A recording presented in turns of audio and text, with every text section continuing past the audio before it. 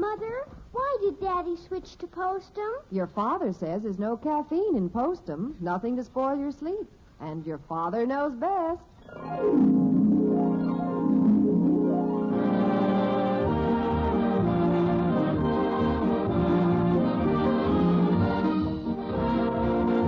Yes, it's Father Knows Best, transcribed in Hollywood, starring Robert Young as father.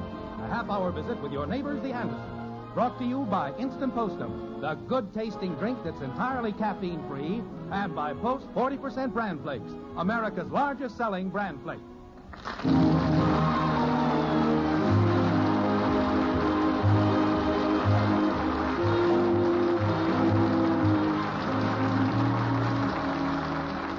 To realize a job well done, there are 4 requisites.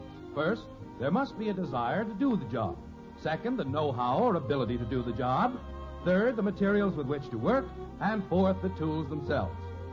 Over on Maple Street at the White Frame House this Saturday morning, the desire, know-how, and materials seem to be in order. But as far as the tools are concerned, there appears to be a bottleneck. The master of the house, Mr. Jim Anderson, is attempting to diagnose the bottleneck by the process of elimination. Like this. Margaret, have you any idea where my long-handled shovel is? No, I haven't. Bud? No. Betty? No. Kathy? No. Well, that's just about par for the course. Why is it that nobody ever knows where anything is around here? Now, dear. Seems that lately I can never find anything out there in the garage. Last week it was my pipe wrench. Before that, my axe and tape measure. What about that sign you were going to put up in the garage? A place for everything and everything in its place. I put it up, but now that's missing, too. Well, the shovel must be around here someplace. Dad, why don't you do like I do when something is missing? You have a system? Sure. If I lost a shovel, I'd say to myself, where would I go if I was a shovel? I can see that this is a very intelligent approach. But it works, Dad. Let's see. If I was a shovel, I'd probably go next door and visit another shovel. All right. Or maybe I'd go up in the next block and look up an old rake.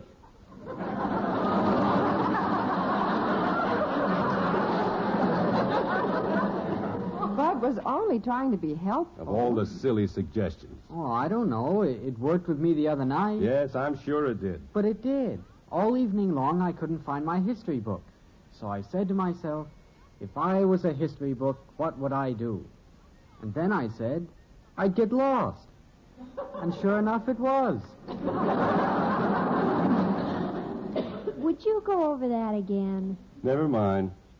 Look, if I don't find my shovel and the rest of my tools, I'll never get the wall put up and back. Oh, have you ordered the cement blocks? Yes, they'll be out here around noon. Father, I think that's the best idea you've ever had, fencing in the back of our yard. Well, it will give us a lot more privacy. And it will look beautiful by the time we have vines and roses climbing on it. But before I forget it, I'm expecting you to help me this afternoon. I'm sorry, Dad, but I have a previous engagement. With whom? With Joe. How long have you had this previous engagement? Ever since he heard there was some work to be done. I'll help you, Daddy. Thanks for the offer, kitten, but I remember the last time you helped me when I was building the barbecue. What happened? I guess you were a little young to remember. But as I recall, I was using some quick-drying cement, and as soon as I got a nice gooey batch mixed up, you proceeded to sit in it. Play patty cake, baker's man. Gee, I bet that was fun. Yes, it was a picnic. Before you went to bed that night, we had to chisel off your rompers. Some people have their baby shoes bronzed. Ours are cemented. I'll get it. Hello. Oh, hi, Joe. I was just telling Dad about that important engagement you and I have. Engagement. Important. Must be real important. He can't even remember it. You remember. Forget the engagement, Bud. You've got a date with a brick wall. Oh, Dad. While you've got Joe on there, ask him if his father has a shovel. Say, Joe, has your father got a shovel? Oh, that's bad. What's wrong? He's got one. Well, ask him if we can borrow it. Joe, can we borrow it this afternoon? Huh? Oh, that's bad. Now what? He said we could borrow it. Oh, Oh, stop that, Bud. What, Joe? Oh, that's good. That's wonderful. That's more like it. He just remembered the handle is broken and we can't use it. Look, Bud, I'm going to get a shovel someplace, and you might as well make up your mind that you're going to help me this afternoon. But, Dad, Joe and I have got an important engagement. Now, don't give me that. Holy cow. If it's so vital that you and he get together, why don't you tell him to come over here this afternoon and give us a hand? Say, Joe, why don't you come over this afternoon and help us put up a brick wall? Hello, Joe. Hello? Hello? What happened? I think you remembered an important engagement. It seems to me, dear, that the last time you used the shovel was when you put in those clothesline poles for me. Say, I believe you're right. Daddy, when are you going to build me a playhouse? Kitten, you've got a playhouse. But that's such a rickety old one, and it's not big enough to hold a meeting. Hold a meeting? Sure. In a couple of years, I'll be old enough to join the Girl Scouts. And we gotta have a place for meetings. Well, I approve of the Girl Scout idea, Angel, but I don't think you'll have to provide a meeting place. Father, I think I know what happened to your shovel. Oh? Didn't Mr. Pearson drop by that day you were putting in those clothesline poles? Come to think of it, I believe he did. Betty's right. He waited until you got through using the shovel, and then he borrowed it. And that was over 3 months ago.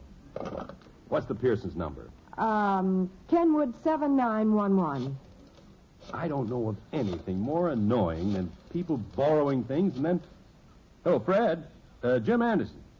Say, Fred, I hate to bother you like this, but I have a little construction job to do this afternoon, and I was wondering if I could get my shovel back from you. Oh, that's all right, Fred. Forget it. Thanks a lot. What? Okay. Yeah, okay. See you, Fred. Bud, run up to Pearson's and get my shovel. Okay, Dad. And, Bud, Yeah, Dad? when you go, take back his hacksaw that I borrowed. What a memory that Pearson has. Come on outside, Margaret, and I'll show you where I'm going to build the wall.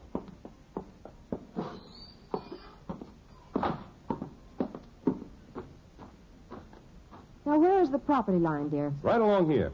The wall will extend from that corner over there to the bush by the end of the garage. Oh, that's going to be some job. But worth it. It'll certainly improve our property. Well, I'd better get a space cleared here so they'll have a place to put the bricks when they're delivered. And I'd better get in the house and start lunch. Well, I guess the best place would be right here, close to the driveway. Well, hi there. Huh? Oh, hello. My name is Hubbard. We live in the house in back of you here. How do you do? I'm Jim Anderson. Yeah, their missus and I just moved in a couple of days ago. Well, Margaret, that's my wife, mentioned that she thought the house had changed hands. Frankly, we never have gotten to know the people in back too well.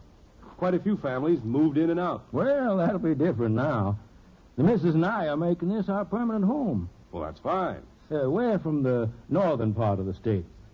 Ever hear of Stanwood? Oh, yes, I've driven through there several times. Some nice farms around there. You know, when we left Stanwood, the folks up there said, Owen, you aren't going to like it living in town. We'll give you 6 months and you'll be back up here with us. What do they mean by that? Well, they claim that people who live in towns aren't our type of folks. They aren't friendly or neighborly. They like to keep to themselves. I don't think that's necessarily true. That's exactly what I told them. I said it's true that in the city people's interests may vary, but basically they're all alike. They want to make friends. I go along with you there. But just between the two of us, when I first looked out into our backyard here, I was a little disturbed. Disturbed? Oh, sure. First thing I see on either side of me is 2 high fences. Well, I know, but... And you know what those fences meant to me? They meant, stay out. We don't want any part of you. See what I mean? Yeah, I see. And then I looked toward the rear of the yard and your house. And right away I seemed to light up. No fence. Yeah, no fence. I said to the missus, there's our kind of people. Real neighbors. But just because a person puts up a... Here's the way it hits me. You've got a beautiful yard. Instead of cooping yourself up and being selfish about it, you let others share it with you. Frankly, I think that's a very noble attitude. Thanks. And it'll work both ways. Now, my hobby is flowers, and I'm going to put in a beautiful garden that your family can share with us. Oh, Jim. They're coming, honey. Well, it's certainly been nice meeting you, neighbor. And it's been a pleasure meeting you, too. I hope you'll excuse me for rambling on the way I did, but I figure the best way for neighbors to get along is to understand one another. And offhand, I'd say that you and I see eye to eye. We do, don't we? Oh, of course. Good. That way, nothing can ever come up between us, right? Right. See you later. Yes, see you later.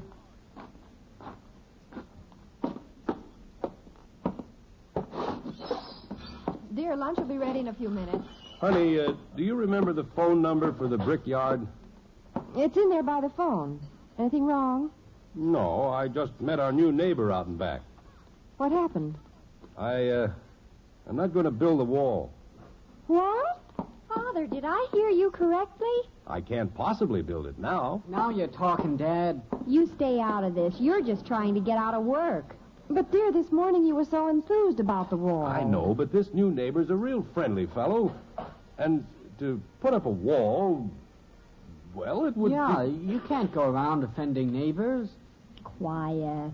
Dear, you can have a wall and still be neighborly. Margaret, you don't understand. We've got a beautiful yard, and instead of cooping ourselves up and being selfish about it, we share it with others, which is a very noble attitude.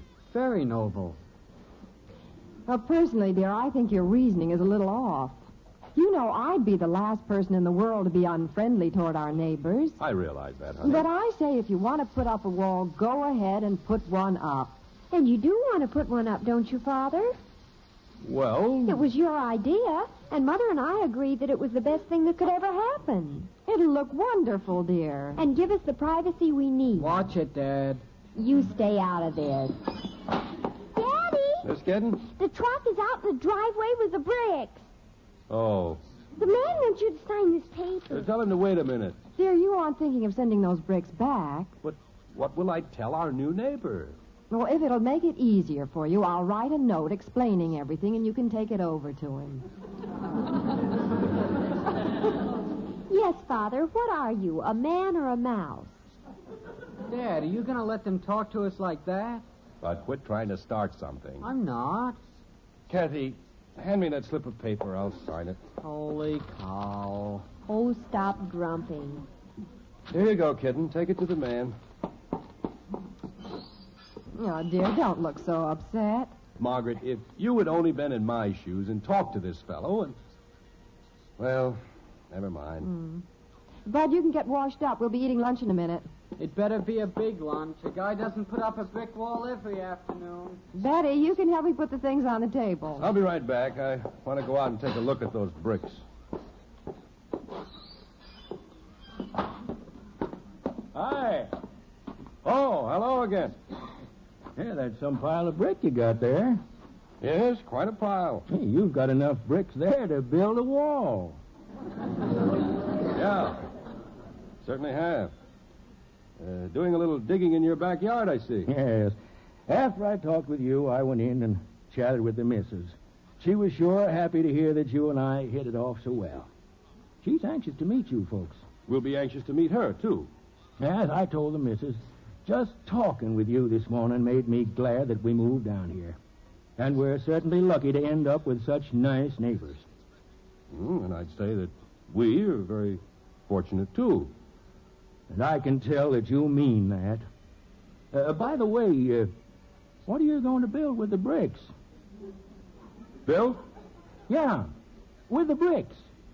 Oh, well, I'm building a new playhouse for my daughter, Kathy.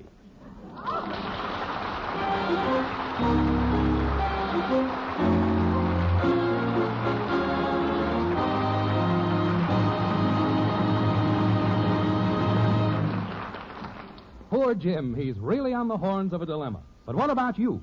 Have you happened to be tossing and turning on the horns of sleeplessness? Well, Ed Prentice here has an encouraging word for you.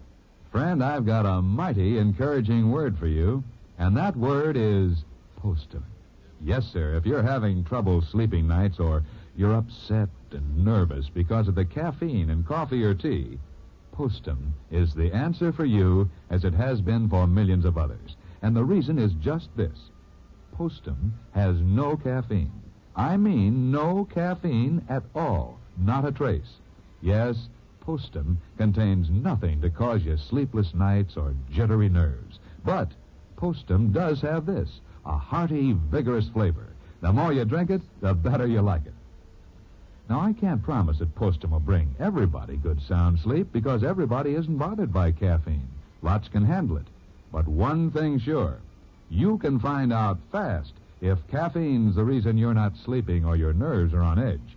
Just do this. Get a jar of instant Postum and drink Postum exclusively for just 10 days. Then if you find you're sleeping fine again, looking and feeling like a million, you found your answer and at a cost of only pennies. Gosh, you better start drinking Postum tomorrow, don't you think?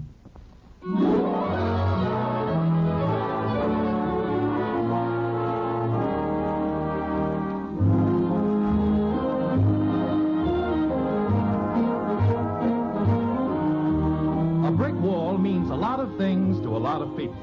To Margaret Anderson, it means a thing of beauty with vines and flowers climbing up its side. To daughter Betty, it means privacy. To Bud, the son, it means a lot of hard work, especially if he has to help build it. To Jim Anderson, the father, it means a barrier to neighborliness. And that is why he's abandoned the idea of building a brick wall and instead is going to construct a playhouse for Kathy. At the moment, he's trying to explain his actions. Like this. Margaret, for the 40th time, I'm telling you that if I put up the wall, our new neighbor will take it as a personal offense. And I don't think it's worth it. But, dear, don't you see that... We've gone this long without a wall, and I'm sure we can get along a few years more without one. Oh, Father, you're hopeless. All right, I'm hopeless. But I'm taking those bricks and I'm building a playhouse for Kathy. I've got the nicest daddy in the whole world. Well, I'm glad to hear somebody is on my side. Well, I'm not exactly on your side. What are your ideas on the matter? I say send the bricks back. Get them out of here. Forget the whole thing. Dear, do you mind if we look at this whole matter objectively? All right, go ahead. First of all, I'd like to see Kathy get a new playhouse. That makes two of us. But a brick playhouse. Isn't that a little elaborate? It certainly is. And besides that, I imagine that making a playhouse out of bricks might be a little difficult. Oh, I think I can handle that. Now think back, dear. The last thing you made out of brick was the barbecue that you mentioned a while ago. And when you got through with it, everybody thought it was a bird bath. It fooled everybody but the birds. Well, I remodeled it, and if I do say so, it looks pretty good. Well, what I'm getting at is that you could use this for an excuse. You could tell our new neighbor that after thinking it over, you decided that building a playhouse is a little too difficult, and so as not to waste the brick, you're going to build a wall. Oh, honey. Well, anyone have a better idea?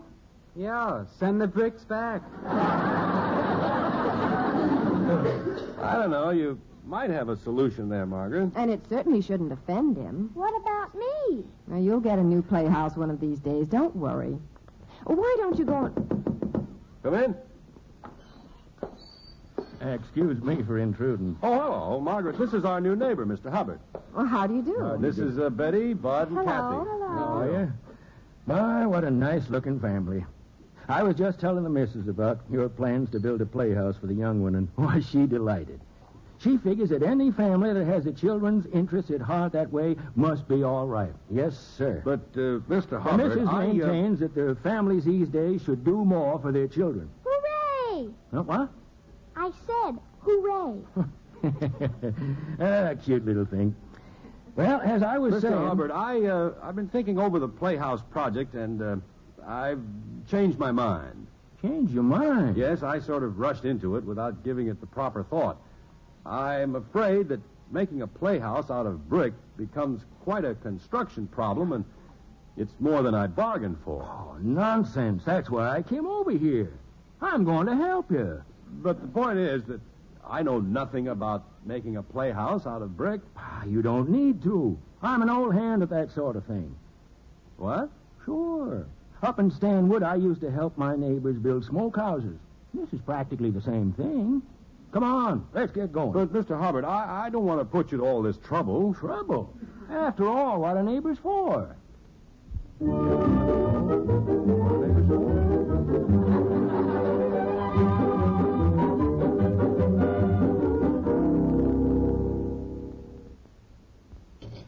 How we lined up there, Anderson? Fine. I think we can start another roll. Good. Hey, son, will you get me a little more cement, please? Sure. Yeah, that's a fine lad you got there, Anderson. Thank you. Not many boys these days would spend a Saturday afternoon helping their father. How do you train them like that? I don't know. I guess I just have a knack for it. Here's your cement, Mr. Hubbard. Oh, thanks. You can just set the pan down there. I'd say we're making pretty good progress. Sure, this won't take any time at all. Daddy, This kitten? can I help? No, thanks. We're doing quite well the way we are. Oh, please. Mother's calling you. But I want to help. Kathleen. You'd better run along, kitten. Okay. Now, Kathy, be careful. Watch where you're going. Kathy, the cement. Phew. She missed it. Fooled you, didn't I?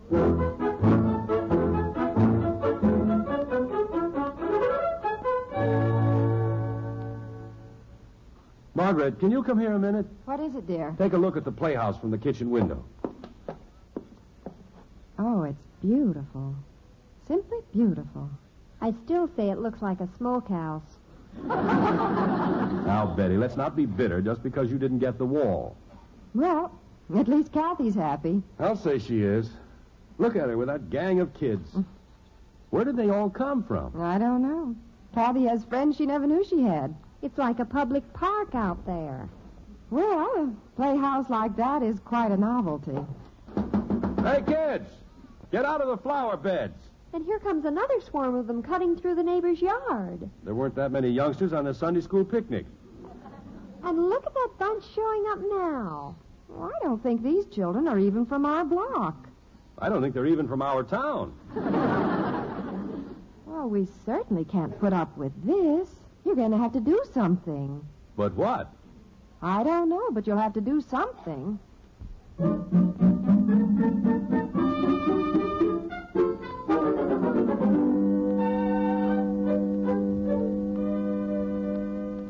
But, Owen, we can't put up with this. You're going to have to do something. But what? I don't know, but you'll have to do something.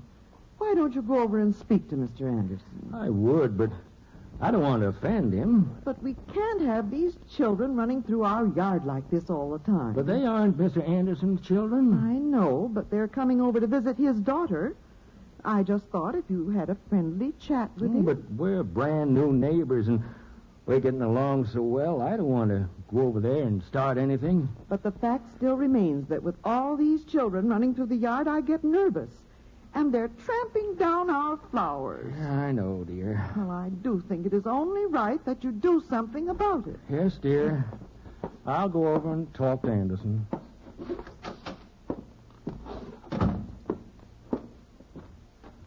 Now, what am I going to say to Anderson? I know how he feels about youngsters, and... Oh, well, just have to do the best I can. Come in.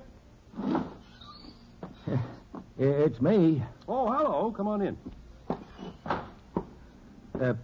Mr. Anderson, I don't know how to say this. What's bothering you, Mr. Hubbard? Oh, well, it isn't bothering me, really. Oh? Well, what seems to be wrong? Oh, well, there's nothing wrong.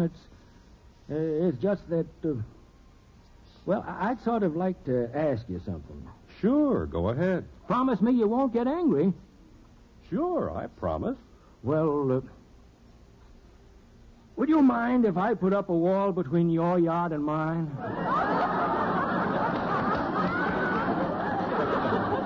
Not at all. And you know something, neighbor?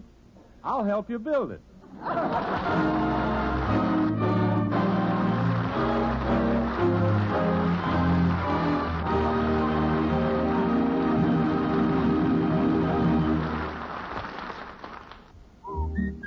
for goodness sake.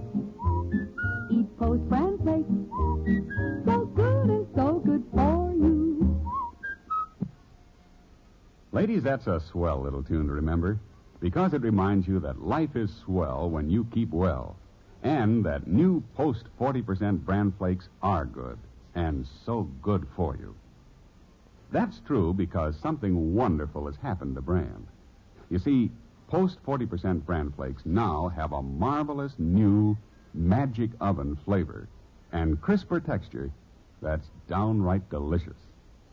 So now, when you serve Post brand flakes, you'll know that your family is getting the important keep regular benefits of brand in a cereal that they'll really enjoy. When you shop this weekend, be sure to buy new Post 40% brand flakes, America's largest selling brand flakes. Discover why they're so good and so good for you.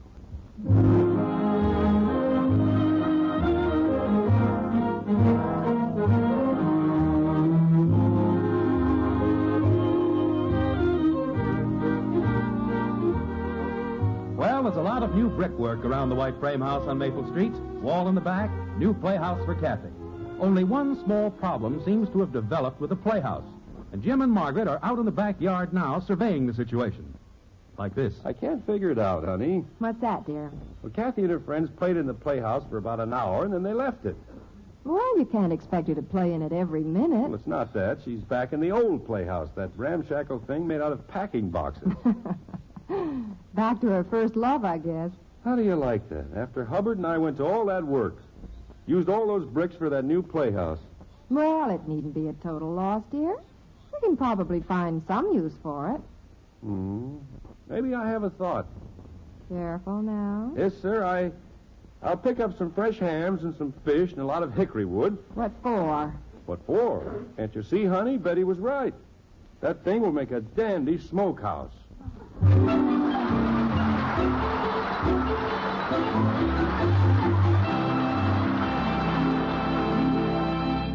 Father, you know, this is the week when cities everywhere are saluting Girl Scouts. Sort of the time to remind people what a truly wonderful work the Girl Scouts are doing. Princess, I remember very well how proud we were when you joined. And I think our friends around the country will be proud to take part with us in saluting the Girl Scouts this week.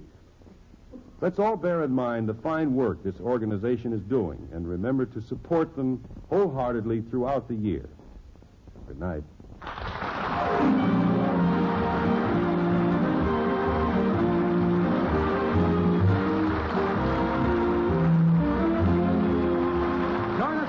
Week, so we'll be back with Father Knows Best, starring Robert Young as Jim Anderson. Until then, good night and good luck from the makers of Post 40% Brand Flakes, America's largest selling brand flakes, and Instant Postum, the drink that's entirely caffeine-free. In our cast were Helen Strome as Kathy, Dorothy Lovett, Rhoda Williams, Ted Donaldson, Charles Steele, and Helen Van Tile. It's the best hot cereal you ever ate. Post Wheatmeal, the best hot cereal anybody ever ate. Rich and delicious with a nut-like flavor you'll never want to miss.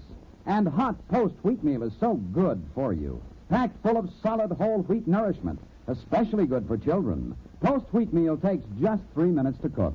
Get the big family economy size with a picture of Roy Rogers on the package. Post Wheatmeal, the best hot cereal you ever ate.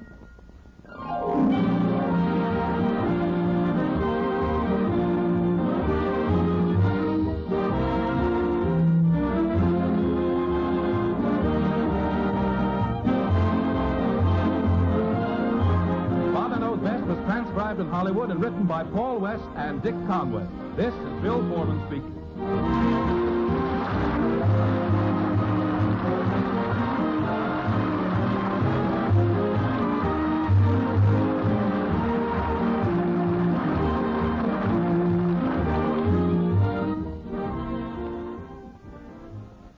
Tonight, play Truth or Consequences on NBC.